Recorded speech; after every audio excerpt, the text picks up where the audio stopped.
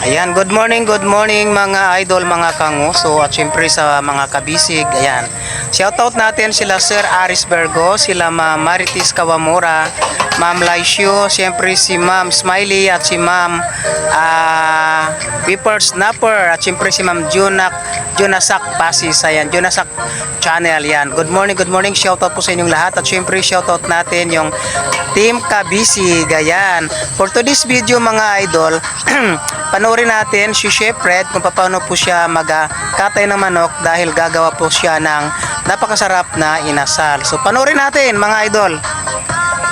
Ayan na nga mga idol, bumili na si Chef Fred kanina ng manok sa palengke at ayan na nga po siya. Siyempre binili po niya ay mga buong manok po yan. So siya na po yung nagkakatay ng mga manok. So ganyan po siya kapag nagkatay ng manok. Tignan po ninyo mga idol. Napaka pulido niya magkatay ng manok. Ganyan po kami dito sa Barcadas pagka nagkatay ng manok. Yan. So yan po si Chef Fred. Hi Chef Fred. Hi. Yan si Francine.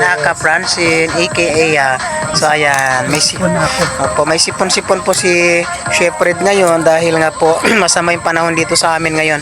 Laging may ulan, no? Pagka umaga maganda yung panahon, pagkahapon naman ay medyo masama ang panahon dito. Yan, bigla na lang lulusob ang malakas na hangin at yung malakas na ulan. So ayan na nga mga ayan, so ayan, tinatanggalan po yan ng kanyang iwi. Sweet. Yan yung malangsa. Opo. Yun pala yung malangsa. Dapat yan. Ayan. So dapat daw tinatanggal yan mga idol para pumalinis at hindi malangsa. Yan yung parang dilaw-dilaw. Oo, yan. So dapat tatanggalin mo siya. So yan, sinisigurado po yan dito na malinis yung pagkain na siniserve namin dito sa amin. So ganyan po mga idol magkatay ng manok sa Chef Fred. So ayan, abangan po ninyo mamaya yung kung paano yung itsura po na yung texture or ang itsura po ng kanyang tinimplang manok. Ayan na po mga idol ha. So ito na nga mga idol yung tinimpla ni Chef Fred na mga manok pang inasal po yan. So tignan po ninyo mga kabisig mga idol. Ang ganda ng ang kulay niya. Yan o, tignan nyo ang lalaki. Yan o, 165 pesos lang po yan. Unlimited rice na po yan with soup and rice na. And beside, tingnan mo, hilaw na hilaw pa siya mga idol. Pero hilaw pa po yan, hindi pa po yan siya naluluto. Pero nakakatakam na po yung kulay. O, di ba? So, saan pa kayo? So, ganyan po si Chef Fred. Ganyan po kami dito sa Barcadas. Sobrang sarap ng inasal na manok na to, promise. Ayan. So, ayan na nga mga idol. Nag-iihaw na po kami ng manok. Ayan, so tingnan yung itsura mga idol. Yung texture pa lang po ng inihaw na manok, hindi pa po siya masyadong luto.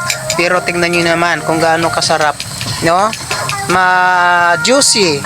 Yan, juicy po siya. Yan. Sobrang nakakatakam at sigurado magugutom kayo sa kakapanood ng video na to. Yan. 'Di ba? Hilaw pa po 'yan, pero nakakatakam na po dahil sa kulay pa lang at sa texture niya, dahil matatakam na po kayo mga idol, mga kanguso. Ayan, sobrang sarap po. Ayan. Ayan. So, ayan na nga mga idol, mga kabisig, mga kanguso. Lahat na lang ng kanguso, ng kabisig, wasap-wasap. Ayan na po yung tinimpla ni Chef Fred na chicken inasal kanina. Yummy, yummy. Ayan, sobrang sarap talaga. Ayan, nakakagutom. Ang laki-laki. 165 lang po yan mga idol, mga kabisig. Ayan, sige mga idol, lantakan na natin ito mga idol. Ano pa hinahantay natin? Go! Sarap! Magandang dilag